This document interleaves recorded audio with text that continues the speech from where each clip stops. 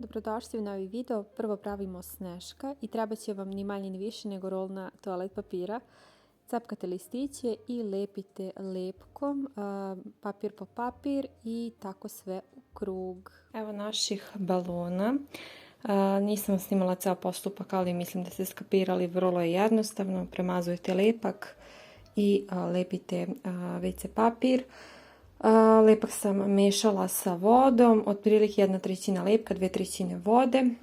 Što se papira tiče, stavljala sam otprilike pa duplo tu gde sam vidjela, ovaj sam prvi možda čak i najviše obložila, ova dva nešto manje, ali evo recimo ovdje sam mogla još jedan komad i onako naizmenično sam stavljala. Ovo ostavljamo da se dobro osuši, treba će par sati. Ja sam stavila tu blizu radijatora kako bih ubrzala proces, pa vidjet ćemo. Kad se sve lepo osuši, javljam se.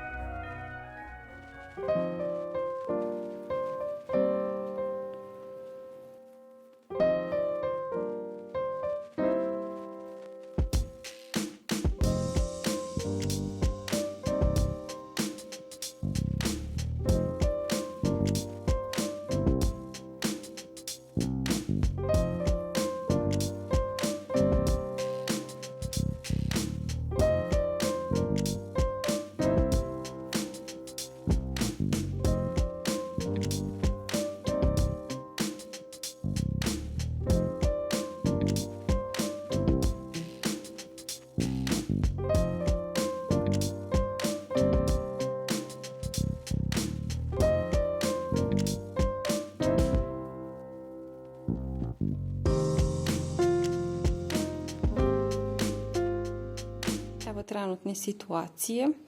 Kamin je gotov. Malo je krivo ova strana zato što kutije kako sam lepila malo su se pokrivile.